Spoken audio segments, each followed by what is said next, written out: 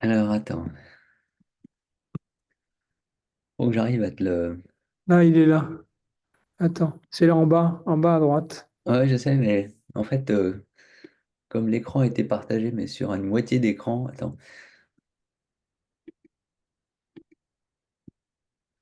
voilà, ça devrait le faire maintenant. Oui, là, c'est bon. Ok. Bon, bah, bonsoir maintenant plutôt à toutes et à tous. Je sais pas si Didier, tu m'as présenté ou pas encore? Non, pas encore. Je t'ai pas présenté. Je suis tout seul avec Thierry et Jean-Claude. Hein, ils Oui, sont tous en visio. Donc, et ils d'accord, t'écoutent. donc Tu je vais peux te me présenter. présenter. Voilà. Bah, je m'appelle Sidney Seban, donc je suis pédiatre avec une Valence en infectiologie pédiatrique. Je coordonne le réseau bronchiolite Île-de-France, voilà, depuis maintenant de nombreuses années, un peu plus de 20 ans maintenant, le temps a vite passé. Et je vais ce soir vous parler des nouveaux moyens prophylactiques en fait, qui sont maintenant à notre disposition, et notamment des moyens de prévention des infections à virus respiratoire syncytial puisque ces produits sont arrivés progressivement sur le marché depuis maintenant un peu plus de 12 mois, en tout cas pour ce qui concerne la France, et parfois 7 mois pour d'autres pays. Donc c'est utile d'en faire à la fois un premier bilan et puis de dresser des perspectives pour les années qui viennent. Merci de Alors, montrer vos sons. c'est bon, tout le monde m'entend? Ouais, c'est bon. Très bien. Donc, je vais d'abord prendre quelques instants pour vous parler du virus respiratoire syncytial, qui est le principal agent viral responsable de bronchiolite, même si ce n'est pas le seul, loin s'en faut.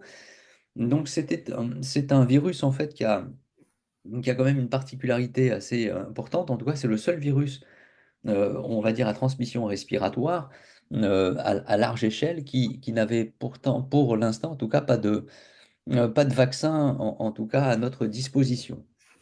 Alors, quel est donc ce virus? Voilà un peu sa carte d'identité. C'est un virus cousin éloigné des virus de la grippe et des métapneumovirus qui a été découvert il y a maintenant plus de 50 ans. C'est un petit virus à ARN qui est relativement stable, avec simplement deux sérotypes, et donc un virus qui a peu tendance à muter.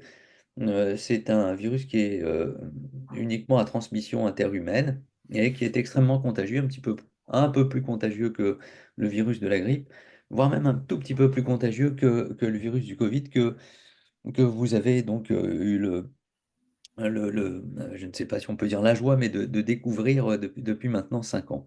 Euh, c'est un virus qui a la particularité, en tout cas, de rester quiescent sur les surfaces, donc qui est capable de contaminer même en dehors des voies respiratoires, et donc des postillons et des gouttelettes, avec une transmission asymptomatique qui est possible d'un adulte ou d'un enfant à l'autre. Ce qui fait que il circule tellement facilement, puisque restant vivant même pendant 24 heures de temps en temps sur les vêtements ou sur les surfaces lisses, eh ben, il a la capacité effectivement de se transmettre très facilement. Et il faut considérer que c'est quasiment un agent infectieux qui donne des infections pratiquement obligatoires chez tous les nourrissons, avec des enquêtes qui sont maintenant qui datent un petit peu, mais qui ont depuis longtemps prouvé que tous les enfants étaient pratiquement infectés avant l'âge de 2 ans par ce virus. Donc, ce qui explique à la fois cette propension à se diffuser dans la population, c'est aussi la relative, on va dire, évanescence de la réponse immunitaire.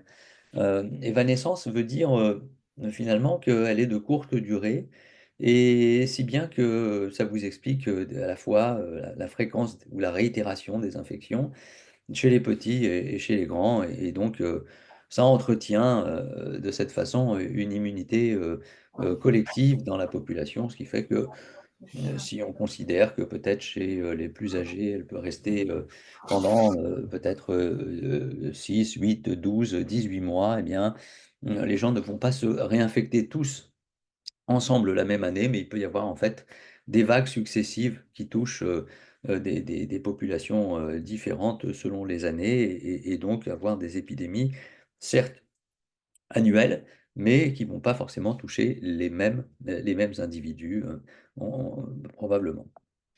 Donc, ce virus, il faut bien en connaître ses caractéristiques et qui vous explique en tout cas sa capacité à diffuser dans la population et à avoir une expression clinique qui est en fait fonction eh bien de l'individu qu'il va toucher.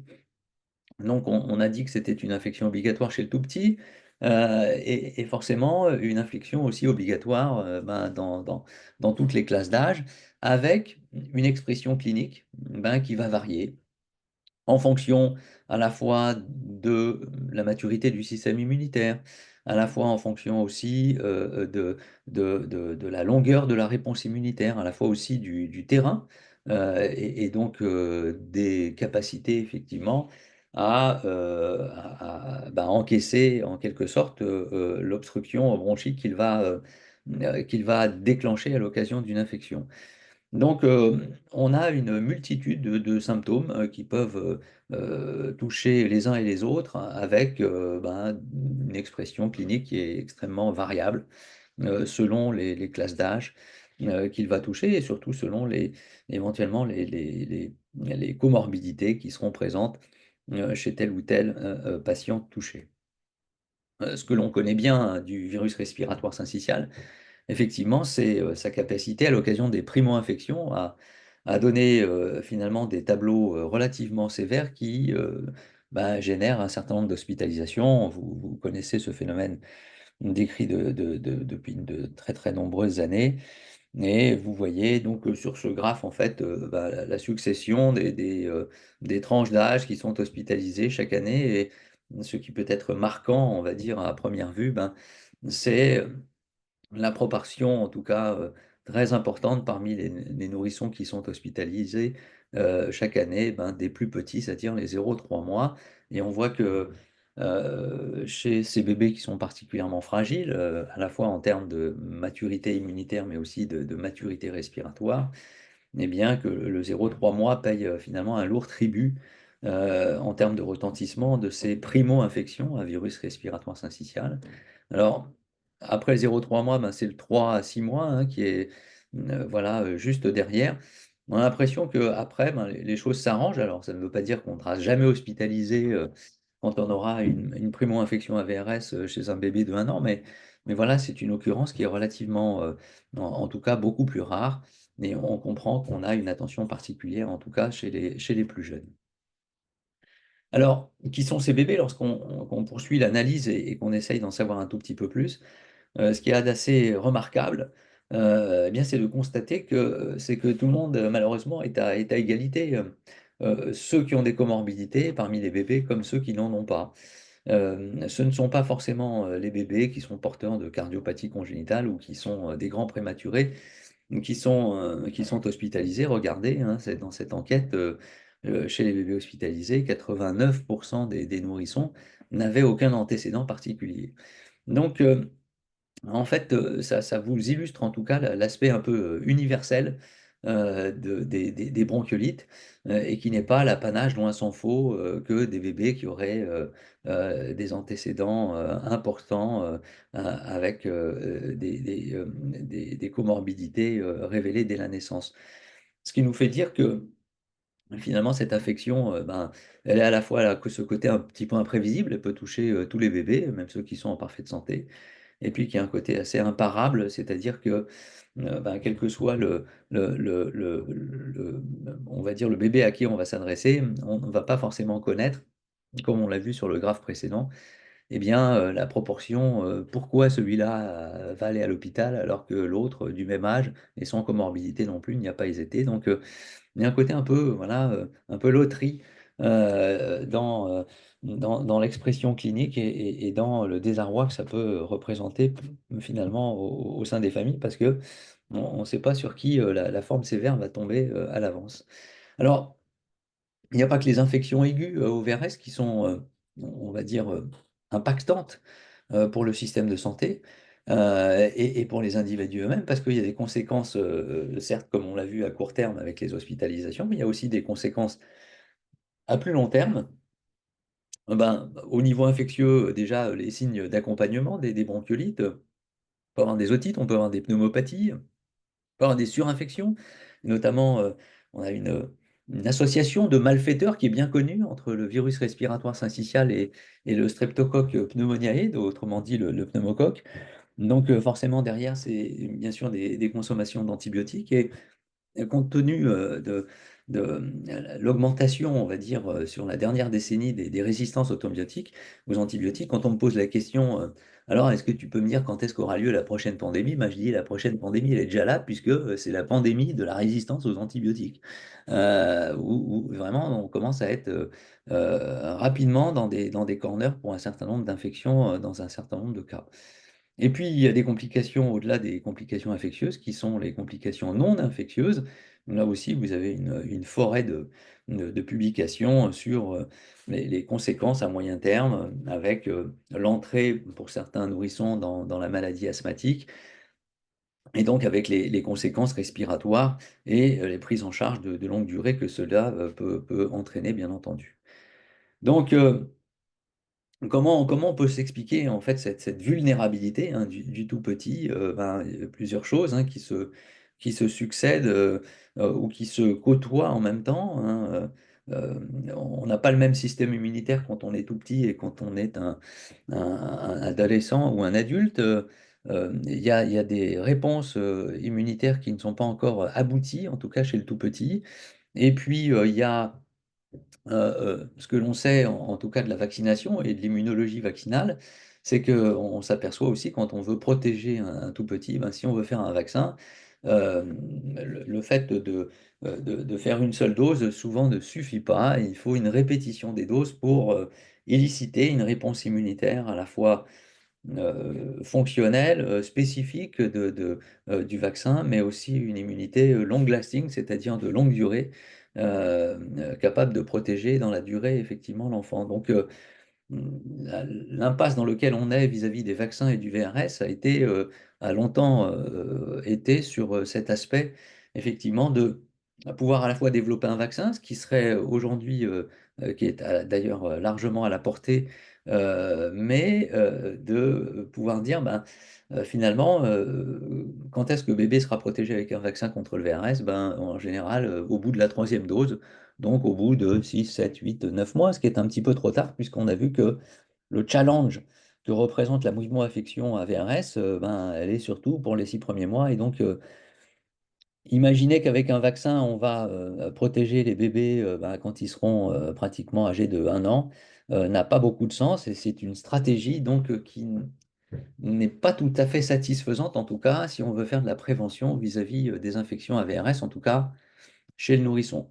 On verra que chez l'adulte âgé, bien sûr, cette prévention vaccinale et cette stratégie, en tout cas, de vaccin est tout à fait adaptée, puisque là, on sera dans une immunité qui existe déjà, et donc le vaccin aura pour utilité, en tout cas, de rappeler la réponse immunitaire qui est préexistante chez une personne âgée, et donc de le protéger au mieux en vue des futures infections qui pourraient être délétères, compte tenu de la fragilité respiratoire de la personne âgée ou des comorbidités respiratoires qui y sont préexistantes. Donc, la route des vaccins a été comme ça, on va dire, jalonnée on va dire, de difficultés compte tenu des aspects immunitaires que je viens de vous rappeler. Et donc, l'idée a plutôt consisté, si on veut protéger le tout petit, non pas à challenger son système immunitaire avec un vaccin, puisque la protection aurait été acquise au bout de simplement de quelques mois, mais de lui apporter directement les anticorps. C'est-à-dire de ne pas attendre, si vous voulez, de les fabriquer à l'occasion d'une stimulation vaccinale, mais de lui apporter déjà le produit tout fait, sans compter sur l'immunité active, en tout cas de bébé, et donc se contenter de lui, là aussi, de lui apporter en fait les anticorps de façon passive.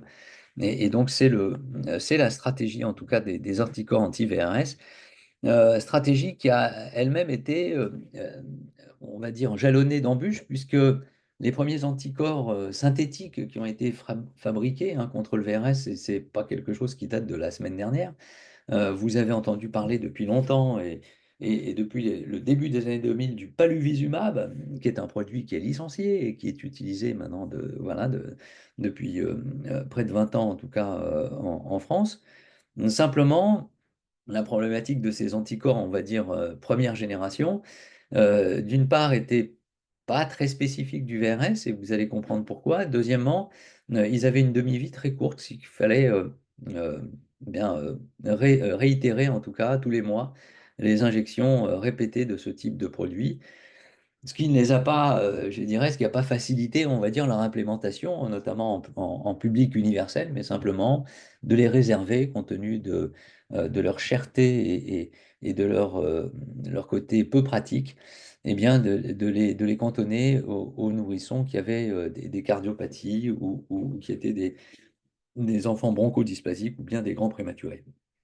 Donc en fait, on avait des outils à disposition, mais des outils pas très performants, pas très pratiques, et puis surtout qui ne pouvaient pas avoir le mérite, en tout cas, d'avoir une diffusion, on va dire, universelle vers tous les bébés. Or, force est de constater que si on veut avoir un impact sur le fardeau des bronchiolites, il faut viser, comme vous l'avez pu le constater, 100% des nourrissons, aussi possible, en tout cas, proposer un produit qui soit à la portée de tous les bébés. Alors, vraiment, le petit truc qui a tout changé, eh bien, ce sont les travaux d'un certain McClellan, d'ailleurs, qui ont aussi pu permettre, en tout cas, aux gens qui ont travaillé sur l'ARN messager de pouvoir mettre à disposition très rapidement les vaccins contre le Covid. C'est la compréhension, en tout cas, d'un phénomène d'ultrastructure des antigènes spécifiques du virus respiratoire syncytial, cette compréhension qui a permis effectivement de mettre au point des produits, on va dire, de deuxième, voire de troisième génération, qui soient d'abord, d'une part, très spécifiques du virus respiratoire syncytial et de sa protéine, on va dire, antigénique d'intérêt, et deuxièmement, d'avoir un produit qui dure, ou en tout cas dans la demi-vie est suffisamment longue pour pouvoir permettre en fait une seule injection par an. Et donc ce petit truc date de maintenant des années 2015 et donc cette découverte fondamentale du changement de conformation de la protéine qui permet l'attachement du virus respiratoire syncytial à sa cellule cible, à l'occasion effectivement de la fusion du virus avec la cellule de la muqueuse respiratoire, et ce changement de confirmation a permis de comprendre pourquoi eh bien, les anticorps que l'on fabriquait, d'ailleurs à l'occasion d'une infection ou à l'occasion d'un vaccin, on va dire classique, eh bien, adressaient, on va dire, la protéine du virus respiratoire syncytial dans sa position figée en post-fusion avec la cellule cible. Or, lorsque le virus respiratoire syncytial se balade dans notre rhinopharynx, eh bien, en fait, sa conformation de la protéine F, elle est en mode préfusion, et donc des anticorps fabriqués en mode post-fusion n'étaient pas suffisamment euh, spécifiques pour pouvoir arrêter le virus avant qu'il ne pénètre dans la cellule. Donc, ce petit truc a été découvert par le professeur McClellan, et donc ça a fait le game changer, on va dire, à la fois de la fabrication des anticorps monoclonaux, on va dire, très spécifiques. Et vous le verrez sur les boîtes de ces anticorps, hein, il y a bien marqué Nirsevimab, pré-F, le pré-F signifiant préfusion antibodies. Donc, c'est exactement la même chose que vous verrez sur les boîtes des vaccins non pas dirigés pour les bébés, puisque pour les raisons que vous connaissez maintenant, mais des vaccins qui sont faits pour les personnes âgées.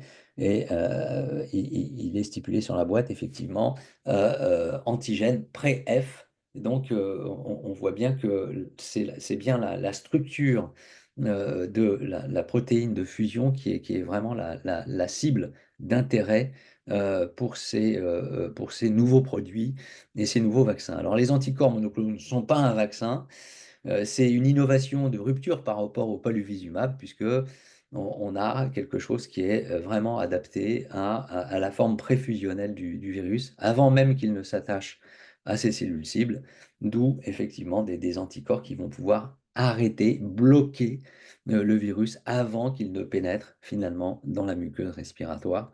Et c'est pour ça qu'on a des choses qui sont 4, 5 fois, 10 fois plus efficaces que le Synagis et que le paluvizumab, qui était la première itération, en tout cas, ou des premiers travaux dans ce sens.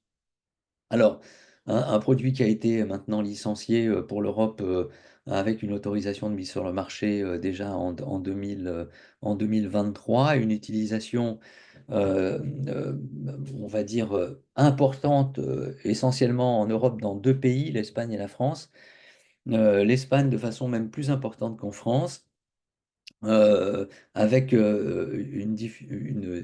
quelques disparités régionales, en tout cas pour l'Espagne, pour des raisons administratives, qui a pas le même système de santé exactement que le système français. En tout cas, c'est pas tout à fait parallèle.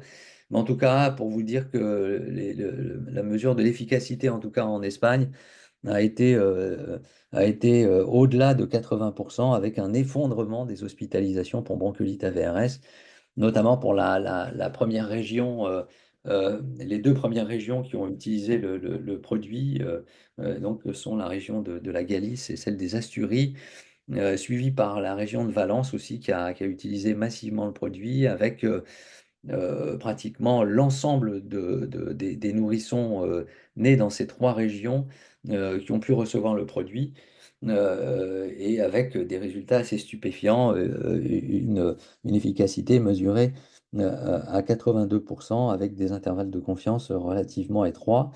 Même si le produit a été utilisé de façon moins importante en France, euh, puisque simplement pratiquement l'ensemble des doses ont été consommées, les 220 000 doses ont été consommées uniquement sur les nourrissons de moins de 3 mois, c'est-à-dire des doses qui ont été faites pour 90% d'entre elles dans les maternités. Eh bien, là aussi, on a une efficacité sur les hospitalisations qui a été mesurée à 83%, là aussi avec des intervalles de confiance très étroit et donc ce qui a fait dire que le produit a répondu en tout cas aux attentes qui avaient été portées sur lui compte tenu des, des, des- des mesures qui avaient été effectuées en phase 3, c'est-à-dire avant la commercialisation et qui étaient aussi autour de 80-85%. Euh, pour les hospitalisations, on a vu que c'était effectivement assez remarquable. On a aussi des données en vie réelle, alors avec des études qui sont peut-être, on va dire, de performance un petit peu moindre, mais c'est important de voir que même en ville, en tout cas, sur les bronchiolites non pas hospitalisés, mais les bronchiolites qui sont vus aux urgences, on voit pour les bronchiolites toute cause, c'est-à-dire tout virus confondu, et tout à l'heure je vous ai indiqué que le virus respiratoire était peut-être le principal des virus impliqués dans les bronchiolites, mais ce n'est pas le seul. La preuve, pour l'instant en France, il y a beaucoup de bronchiolites, ou en tout cas il y en a peut-être un petit peu moins que d'habitude, mais en tout cas la plupart d'entre elles ne sont pas liées à des infections par le virus respiratoire syncytial. En tout cas, sur les bronchiolites toutes causes, on a l'année dernière une réduction des passages aux urgences, en tout cas pour la région Normandie, de 20,7%. Alors, bien sûr, le VRS n'a pas été testé chez ces bébés, mais si vous imaginez qu'environ 60% des bronchiolites sont liés au VRS, 20 ou 21% de réduction des passages aux urgences attestent, je dirais, de l'efficacité, au moins sur celles qui sont liées au virus respiratoire syncytial. Il y a aussi des données qui ont pu être comparées d'une année sur l'autre avec effectivement des bronchiolites vus aux urgences, hein, pas forcément hospitalisés, mais en tout cas vus aux urgences.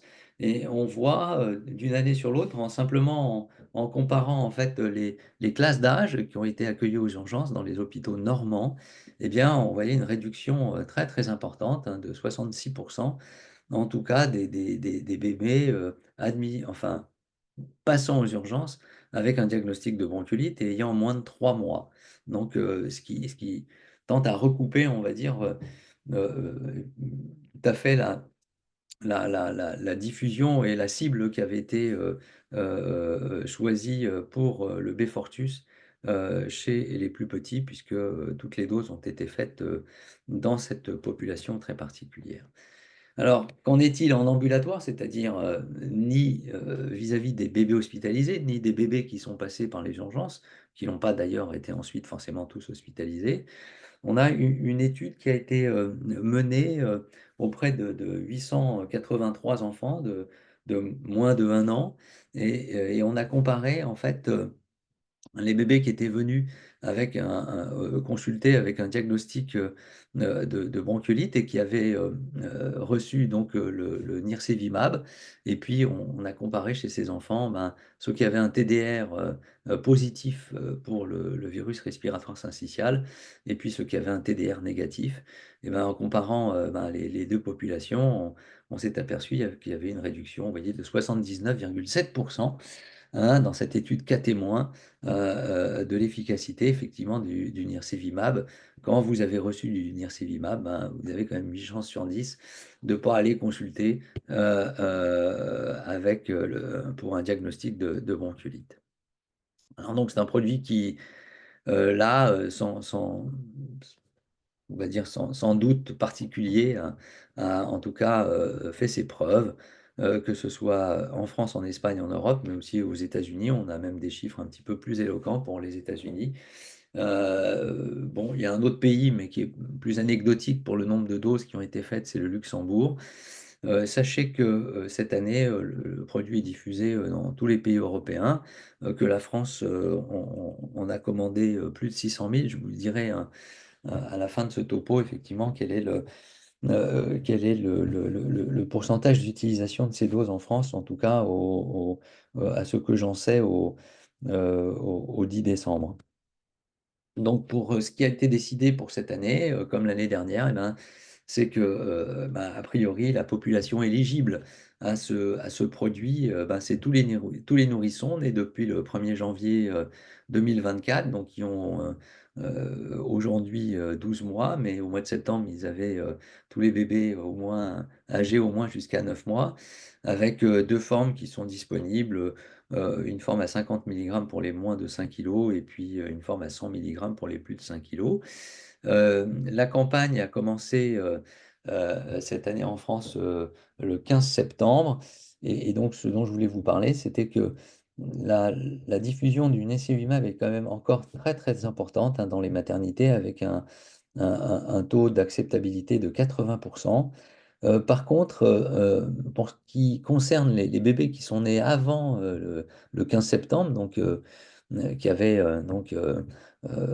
quelques jours ou un mois, ou qui étaient déjà sortis de la maternité sans avoir pu avoir le produit, là, en ville, ce qui revient des pharmacies actuellement, c'est que le taux de couverture est de l'ordre de 20-25%. Vous voyez qu'on a, on va dire, une excellente acceptabilité et une volonté de la part des parents, effectivement, chez les nouveau-nés, en tout cas, de les protéger rapidement avant la sortie de maternité.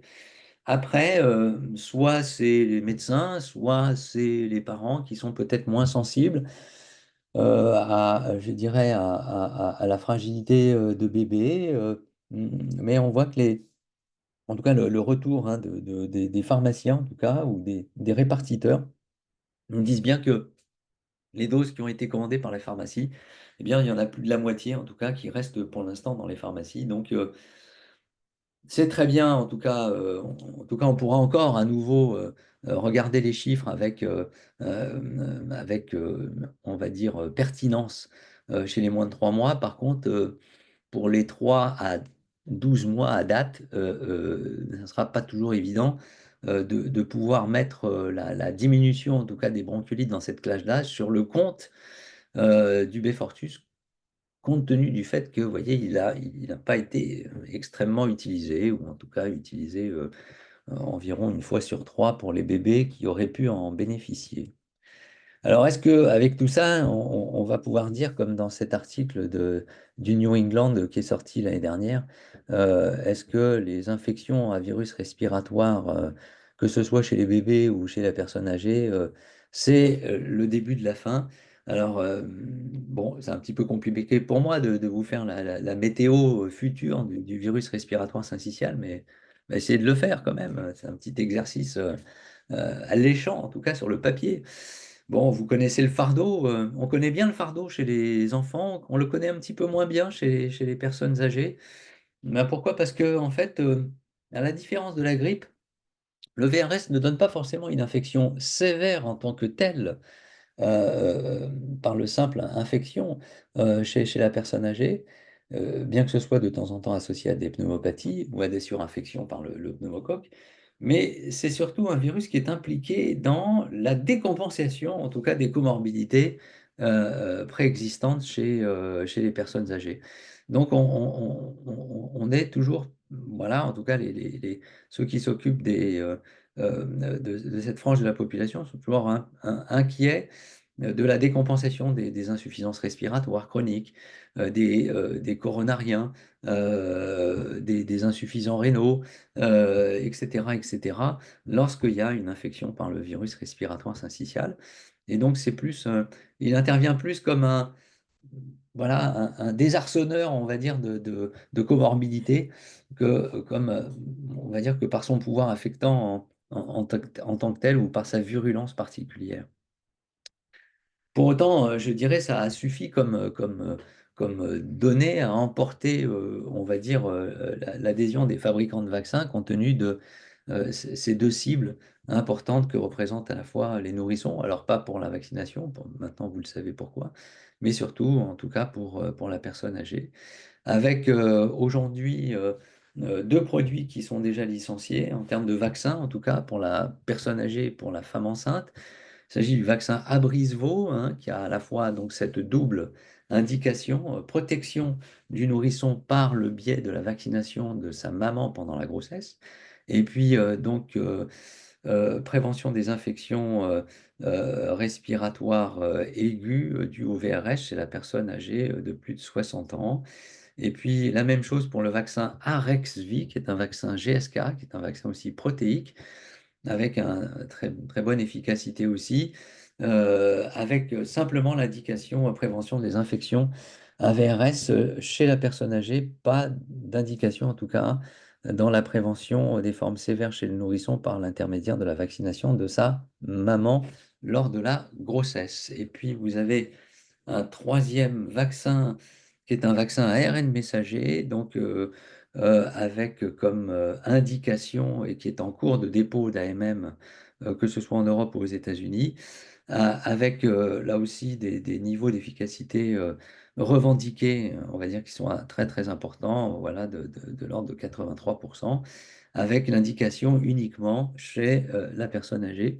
Donc vous voyez qu'il y a à la fois un nombre de produits déjà sur le marché qui est assez conséquent, mais aussi, comme je vous l'indique ici sur la gauche de la diapositive, un nombre très très important de candidats, que ce soit en termes d'anticorps monoclonaux, avec un anticorps monoclonal qui a déjà demandé aussi son autorisation de mise sur le marché, qui s'appelle le Closruvimab, et donc qui est un concurrent du Nirsevimab, avec des niveaux d'efficacité, avec des données de phase 3 qui sont aussi à peu près équivalentes à celle du Nirsevimab, mais aussi des vaccins ARN messagers, hein, dans la mouvance de l'ARN messager Covid. On pense que l'ARN messager sous forme de vaccin contre le VRS pourrait protéger avec une seule dose les bébés. Donc il y a des essais qui sont faits dans ce sens-là, et donc on aurait peut-être de cette manière pouvoir s'affranchir en tout cas de la répétition des doses pour avoir une immunité conséquente. Ça reste à prouver, mais donc on attend les résultats. Mais vous avez un nombre aussi considérable de vaccins qui sont en cours de développement avec l'indication prévention chez la personne âgée. Donc c'est une cible assez importante. C'est toutes ces données qui sont à la fois tout à fait convaincantes en termes d'efficacité, mais aussi convaincantes en termes de safety, hein, avec des produits qui sont très bien tolérés, bien ont conduit, après la MM, effectivement, les autorités de santé, notamment la Haute Autorité de Santé, à promulguer une recommandation d'utilisation de ces produits, et notamment de l'Abrisvo pour la femme enceinte, dans un premier temps au mois de juin 2024, et puis au mois de septembre 2024, une indication chez les personnes âgées. Alors, la femme enceinte, c'est pas dans l'indication de protéger la femme enceinte elle-même, non, pas du tout. C'est de vacciner la femme enceinte pour qu'elle produise des anticorps et que par des phénomènes de transfusion transplacentaire, eh bien, ces anticorps puissent être légués à bébé pendant la période fœtale, idéalement entre la 32e et la 36e semaine d'aménorrhée, de façon à ce que bébé arrive, je dirais, déjà protégé avec les anticorps donc, de sa maman, avec des niveaux d'efficacité, même s'ils ne sont pas comparables exactement avec ceux des anticorps monoclonaux, parce qu'on a un vaccin d'un côté chez la mère, de l'autre côté des anticorps monoclonaux chez le bébé. Mais en gros, on se retrouve avec des niveaux d'efficacité pendant 5 à 6 mois qui sont globalement, qui paraissent équivalents, même si on ne peut pas comparer des carottes avec des navets. Seule petite hic dans ce ciel bleu, quelques nuages, pour la Brisevaux en tout cas, c'est sa complexité, on va dire, d'utilisation et de déploiement. Autant avec les anticorps monoclonaux, on vous dit, bon, bah, à partir du 15 septembre, allons-y pour tous les nouveau-nés, mais aussi tous les nourrissons qui sont nés avant, même si visiblement on a du mal à rattraper tous ceux qui n'ont pas été vaccinés à la naissance, ou en tout cas immunisés à la naissance. Mais en tout cas, pour le vaccin de la femme enceinte, là, il faut tenir compte à la fois bien sûr du moment où on va vacciner la maman, mais aussi du moment où va naître l'enfant, mais aussi tenir compte dans ce double moment et bien de la circulation et du niveau de circulation du virus respiratoire syncytial. Ce qui fait que sans rentrer dans les détails, mais il faut presque un algorithme et sans présager de l'intelligence ou des capacités d'adaptation des sages-femmes ou des obstétriciens. Mais la difficulté d'abord à placer le vaccin chez la femme enceinte, alors qu'il y a déjà une recommandation de vaccination contre la coqueluche au troisième trimestre de la grossesse, qu'il y a une recommandation d'utilisation du vaccin de la grippe chez la femme enceinte, plus l'agenda, on va dire, déjà assez chargé des femmes enceintes en termes d'échographie, en termes de messages, plus les accouchements prématurés qui peuvent avoir lieu alors que vous venez de faire la Brisevaux et donc vous n'avez pas la certitude que les anticorps ont eu le temps de passer chez le nouveau-né. Tout ceci rend quand même l'utilisation de la Brisevaux, je trouve personnellement, même si c'est un produit qui convainc, mais finalement assez complexe. On aurait pu, j'ai milité pour ça, parce que je suis membre aussi de la commission technique des vaccinations à la HAS, militer pour une utilisation, on va dire, à l'année du vaccin et non pas le réserver, je dirais, aux bébés qui sont susceptibles de naître entre le mois de mai et le mois d'octobre. Parce que ça complique la vie, ça veut dire qu'il faut anticiper. Ceux qui vont naître au mois de mai, il faut vacciner les mamans au mois d'avril. Et puis ceux qui vont naître euh, au mois d'octobre, il faut les vacciner au mois de septembre. Et puis ceux qui sont susceptibles de naître au janvier de l'année suivante, parce qu'il y a encore du VRS, il faut les vacciner au mois de décembre. Donc à la fin, en gros, mis à part ceux qui vont naître en janvier ou en février, il faut vacciner tout le monde. Donc pour simplifier la vie, on aurait pu dire, voilà, on vaccine toutes les mamans dans le dernier mois de la grossesse, quel que soit le mois de naissance. ça aurait permis en tout cas d'éviter ces algorithmes de décision qui risquent de peut-être oui, peut-être de ne pas convaincre, on va dire, les professionnels de santé vaccinateurs. Bon, enfin bon, c'est une réflexion personnelle, mais quand bien même, en tout cas, ça a attiré l'attention de la Haute Autorité de Santé,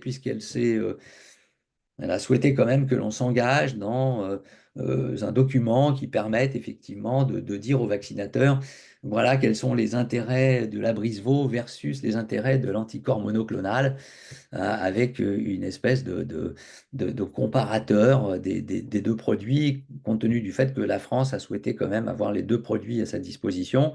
Je peux vous dire que dans certains pays, comme l'Allemagne ou la Hollande, clairement, ils ont choisi les anticorps monoclonaux, point barre, et ils ne se sont pas embarqués dans des considérations avec vaccin d'un côté plus anticorps monoclonal de l'autre.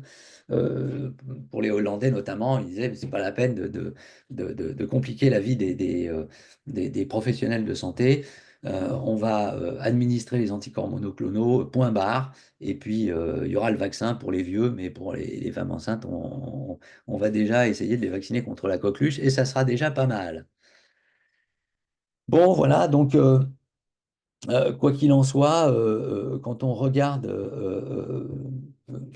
les données après, quand on regarde dans les détails, en tout cas les données après la vaccination de la femme enceinte, on voit quand même que le vaccin est quand même très efficace, hein, quand on l'utilise chez la femme enceinte, que semble-t-il, les mamans qui ont reçu le vaccin entre la 32e et la 36e semaine de grossesse, ben, c'est peut-être c'est peut-être un petit peu tard. Quand on a comparé en fait ceux qui ont été vaccinés plus près du terme de la grossesse, tout en sachant que le terme, on ne peut pas jamais le deviner vraiment avec certitude à l'avance, mais finalement, on tue des taux d'anticorps chez le bébé qui ont été quand même moins importants que celles qui avaient été vaccinées peut-être un petit peu plus tôt dans le troisième trimestre de la grossesse. Voilà, bon, en gros, qu'est-ce qui ressort de cette étude qui est parue très très récemment? C'est de dire, faudrait vacciner voilà, pendant la grossesse à tout moment, et ça pourra aider pratiquement les bébés. La protection vaccinale, c'est d'essayer de recevoir le vaccin au moins 5 semaines avant la date prévue de l'accouchement, en sachant qu'il y a 15% quand même des accouchements qui ne vont pas à leur terme. Bon, donc vous voyez que c'est quand même un peu complexe. Est-ce qu'il y a des mutations depuis qu'on utilise ces anticorps monoclonaux? Ben, regardez cette étude qui est parue le 15 octobre 2024.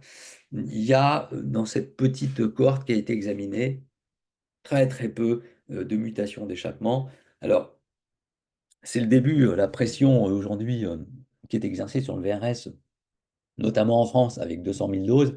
C'est pas ça qui va faire peut-être bouger beaucoup le VRS ou en tout cas le forcer à tenter d'échapper au système, aux anticorps monoclonaux. Mais enfin, c'est un sujet qui sera à suivre notamment dans le futur. Alors, avant de parler du futur, quand même parlons du présent, mais où est passé le VRS? C'est une question qu'on peut se demander, ce sont des données américaines. D'habitude, le VRS je dirais, a tôt fait, en tout cas, et notamment dans les années immédiatement post-Covid, a donné des épidémies à la fois très intenses et très précoces, qui illustre le fait que pendant les moments où on a gardé des masques et on s'est lavé les mains, bah, c'était très efficace. On a eu moins de Covid, on a eu grâce à ça moins de Covid, mais on a eu plus du tout de streptocoque, plus du tout de mycoplasme, plus du tout d'infection grave à pneumocoque, plus du tout de VRS, plus rien du tout. Et ce qui fait que lorsqu'on a enlevé nos masques, et ben, notre immunité qui s'était pendant un an et demi, 2 ans, ben, amoindrie, eh bien, nous a remis en contact avec tous ces agents infectieux respiratoires et tout est reparti à la hausse, mycoplasme, coqueluche, streptoa, méningocoque, pneumocoque, virus respiratoire syncytial, j'en passe et des meilleurs, entérovirus avec des niveaux décrits par les cliniciens et par les systèmes de surveillance comme jamais, en tout cas vis-à-vis des entérovirus. Et puis là, Plus récemment, ben, on a l'impression que l'épidémie de grippe commence je dirais, à être très, très, très importante. En tout cas, c'est ce qui revient des laboratoires de surveillance de la grippe.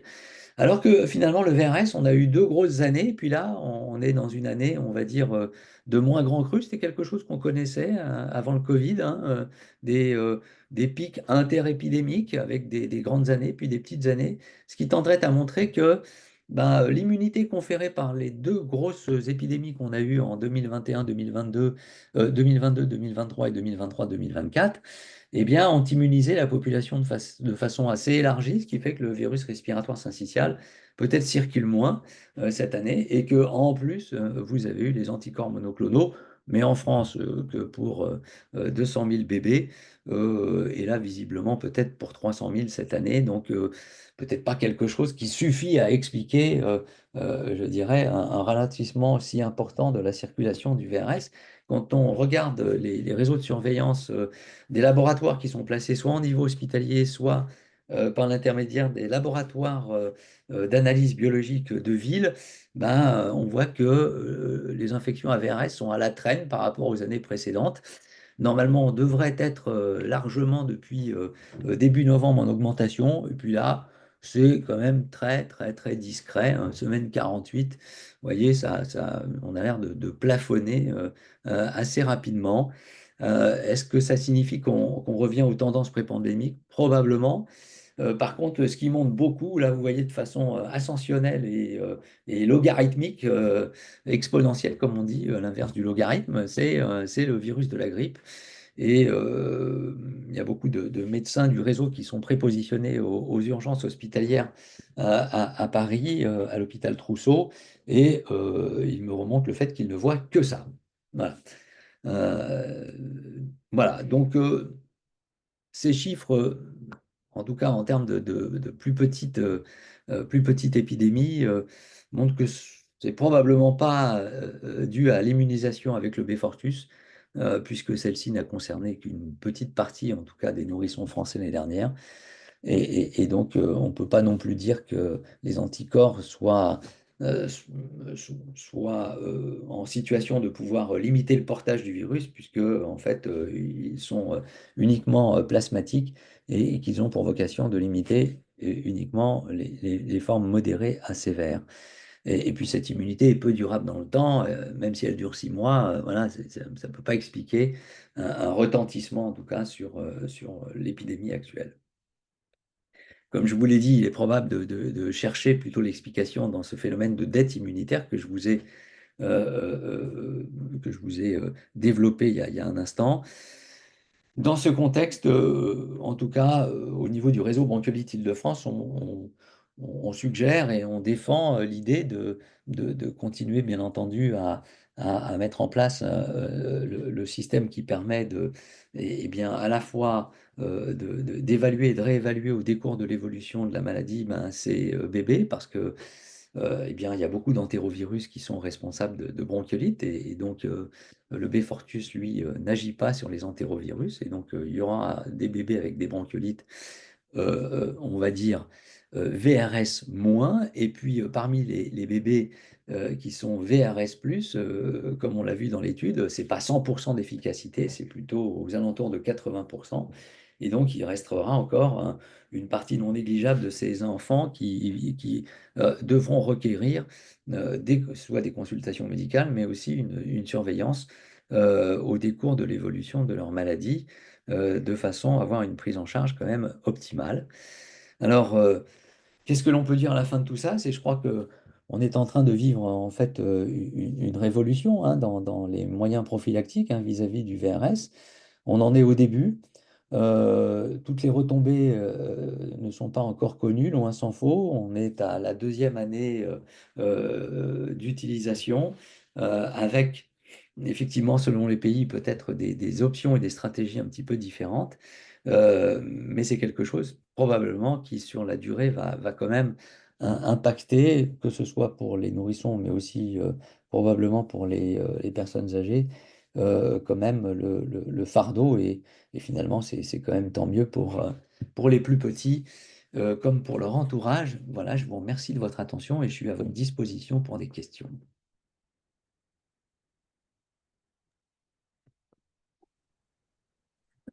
Oui, bonjour, Bizet Rodolphe. Juste une question, s'il vous plaît. Oui. On a l'info sur le taux de vaccination des femmes enceintes ou pas du tout? Ouais, c'est vraiment très très précoce là pour vous donner une réponse, hein. D'accord. Le vaccin a une recommandation d'utilisation au mois de septembre, avec un remboursement par la sécurité sociale à partir du mois d'octobre. Donc là, on est un mois et demi plus tard. Je suis bien en peine de vous donner un quelconque couverture. Ce que je peux vous dire, c'est que pour la femme enceinte, les couvertures vaccinales ou l'historique des couvertures vaccinales, si on prend celle de la grippe, c'est 17% de couverture vaccinale. Si on prend la coqueluche, on doit atteindre aujourd'hui un peu moins de 50%. C'est pas facile de vacciner une femme enceinte, c'est pas qu'elle ne veut pas être vaccinée, c'est que son agenda est rempli. Et donc, dans cet agenda, il y a des priorités pour lesquelles, effectivement, le vaccin ou les vaccins ont du mal à se faire une place en termes de hiérarchisation. C'est exactement, si je voulais faire un parallèle, et si je peux me permettre de prendre une minute supplémentaire pour vous répondre, c'est un petit peu le parallèle qu'on peut faire avec la vaccination pneumocoque chez la personne âgée. C'est-à-dire que tous les cliniciens savent que le pneumocoque tue. Alors, il tue les plus petits, mais il tue surtout les personnes âgées. Donc là, tout le monde le sait, tout le monde s'accorde à le dire, à le répéter. Il y a des données, on va dire, par kilomètre sur le sujet dans tous les pays.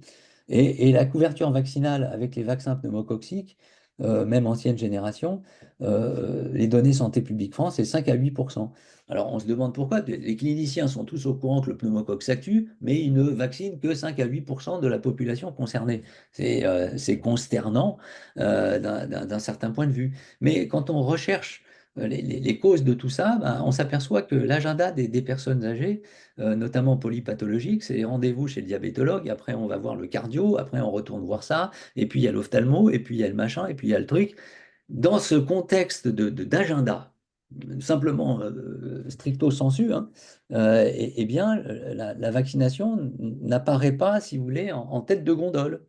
Et donc, je pense, compte tenu du nombre de messages à faire passer pendant la grossesse et en faisant ce parallèle, et notamment déjà de la nécessité de vacciner les femmes enceintes contre la coqueluche, du fait qu'il faut respecter un intervalle de 15 jours entre le vaccin de la coqueluche et celui de la Brisevaux, en tout cas pour le VRS, vous voyez que plus l'agenda de c'est quand que vous allez accoucher, donc il faut vacciner la maman un mois avant, mais on sait que 2 mois avant, ça serait peut-être encore mieux.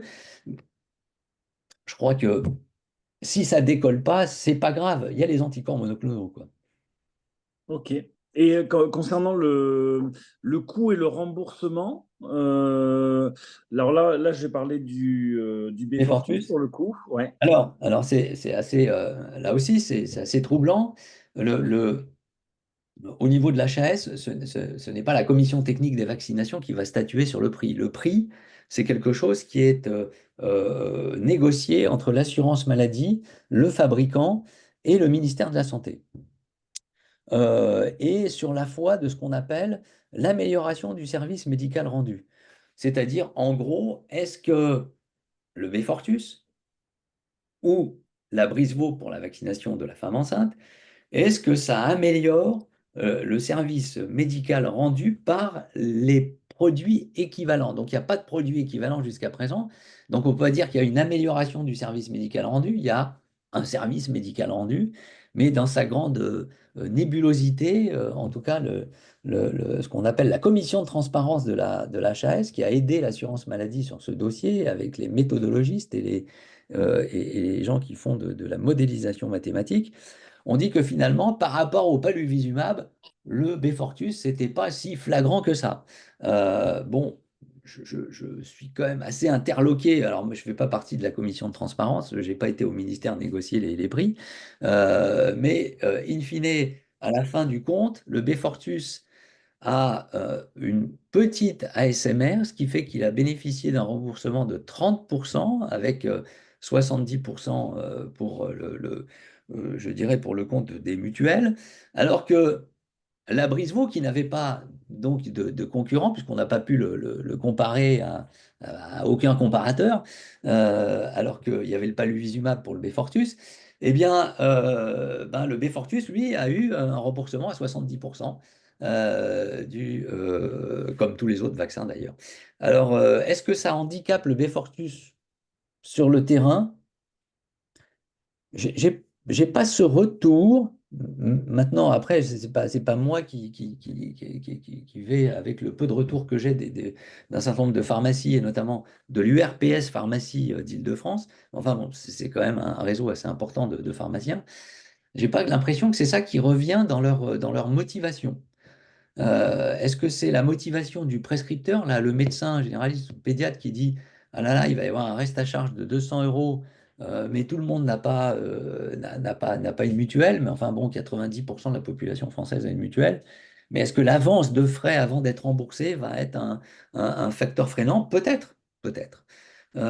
Chose qui ne le serait pas pour le vaccin. Je pense que peut-être tout cela va être peut-être revu pour l'année prochaine. Voilà ce que je peux vous dire sur le remboursement. Le vaccin coûte 200 euros, donc il est remboursé à 80%, à 70% pour la Sécu. Le Beyfortus vaut 400 et quelques euros, ce qui fait il est pris en charge à 30%, donc avec un reste à charge pour les mutuelles qui est quand même assez conséquent, de plus de 250 euros. Sans m'y connaître franchement, mais le message est pour moi clair, hein. C'est vaccinons les femmes enceintes, hein. Au regard de ces chiffres, un peu naïvement, je dirais, ça semble plus qu'évident. Ouais. Bon, écoutez, c'est difficile parce que là, vous voyez, comparer un vaccin qui est arrivé sur le marché il y a simplement un mois et demi versus une utilisation quand même assez importante hein, du Beyfortus, maintenant depuis plus d'un an, hein, puisqu'on l'a utilisé 240 000 doses l'année dernière, là on doit être à un petit peu plus de 300 000. Euh, sur les 600 000 commandés, bon, je dirais, ça veut dire que si ces commandes sont à ce niveau-là, on n'a pas commandé autant de vaccins, vous voyez. Euh, je ne sais pas si c'est une raison pour privilégier, en tout cas ce que je connais du fonctionnement de la commission de transparence à la HAS, si vous voulez, elle a pas raisonné, et l'assurance maladie n'a pas raisonné en sachant quand est-ce qu'allait arriver vraiment le vaccin par rapport au Beyfortus. Donc je ne pense pas que dans leur esprit, ils aient voulu privilégier un truc par rapport à l'autre. C'est une opinion, hein. Je peux être démenti là-dessus, hein. Mais l'enchaînement des choses ne semble pas plaider pour cette explication. Mais maintenant, je peux me tromper, hein.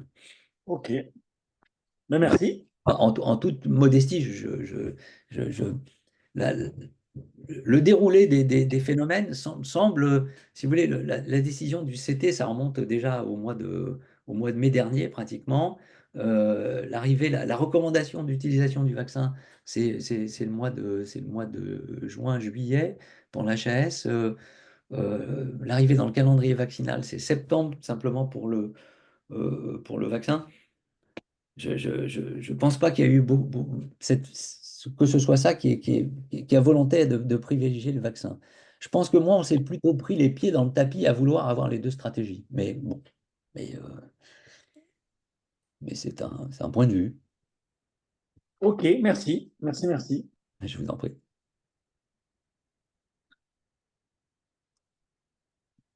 Je sais pas s'il y a d'autres questions, hein. Non, peut-être, je sais pas, peut-être si Didier a une vision de ce qui peut se passer sur le chat, parce que des fois, il y a des gens qui posent des questions par écrit. Ou des participants plutôt qui posent des questions par écrit. J'ai pas ce retour-là, mais toi, Didier, je ne sais pas.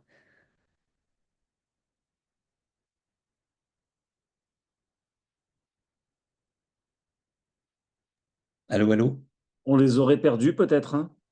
Ah, peut-être on était en live tout seul. Alors, Ok. que je vois, qu'est-ce que je peux voir dans le chat? Est-ce qu'il y a un chat ici, par là? Oui, il y a du chat. Il y a Didier, je ne t'entends pas, ton micro est coupé.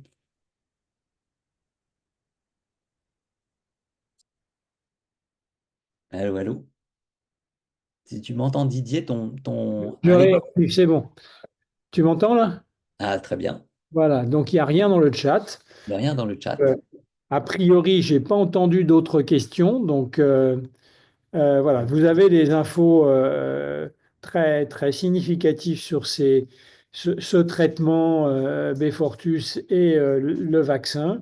Je pense que je suis kinésithérapeute comme vous et je pense que un des éléments, c'est aussi de pouvoir rassurer les parents quand ils vous poseront la question, que vous ayez au moins les informations sur ces deux produits qui manifestement donnent des résultats assez importants que sur le VRS, hein, et pas sur les autres virus. Donc vous aurez encore des bébés atteints de bronchiolite chaque hiver, mais quand même, il faut pouvoir leur donner les infos sur ce Beyfortus et ce Isvo si jamais vous avez des questions dans votre entourage ou par rapport à vos patients ou aux familles qui amèneront des nourrissons. Ouais. Voilà. Je voudrais juste euh, insister sur un point. Tu as dit traitement, en fait, c'est bien, en fait, ce n'est pas un traitement, c'est-à-dire que euh, ce sont un produit prophylactique, c'est-à-dire que ça prévient.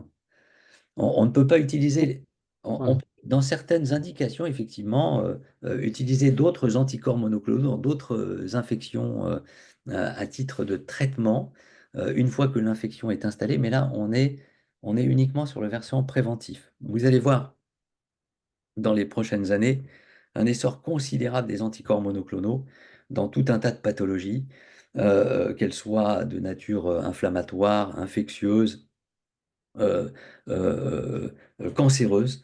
Et donc, on aura un effet thérapeutique pour aller dans le mot que tu as cité. Mais je crois que pour être tout à fait informatif vis-à-vis des parents, donc, ce n'est pas un traitement de la bronchiolite, c'est juste la prévention des formes sévères des infections à VRS. Et c'est ça qu'il faut dire, c'est-à-dire que on peut avoir, et c'est apparu dans les études de follow-up, des enfants qui vont, malgré le Beyfortus, développer quand même des bronchiolites, moins que ceux qui n'ont pas eu le Beyfortus. Et puis, comme tu l'as si bien signalé, il y a encore tout ce volant de nourrissons et qui sont non négligeables, qui sont infectés par d'autres virus respiratoires et qui vont avoir des manifestations liées à l'obstruction des voies aériennes inférieures. Et donc la pertinence dans le parcours de soins d'avoir un kinésithérapeute pour accompagner les parents, pour accompagner l'enfant, bien entendu, pour le désencombrer si il en a besoin, pour rassurer les familles et pour réévaluer la santé respiratoire de cet enfant, me paraît tout à fait justifié. Merci, Siné. Est-ce qu'il y a toujours pas de questions? Eh bien, écoutez, je vous souhaite une très bonne soirée et puis bon courage pour tous les nourrissons que vous allez accueillir cet hiver. Exactement. Allez, Un grand merci. Merci. merci, Siné. Merci. Avec plaisir. À bientôt. À Au bientôt. revoir. Au Au revoir. revoir.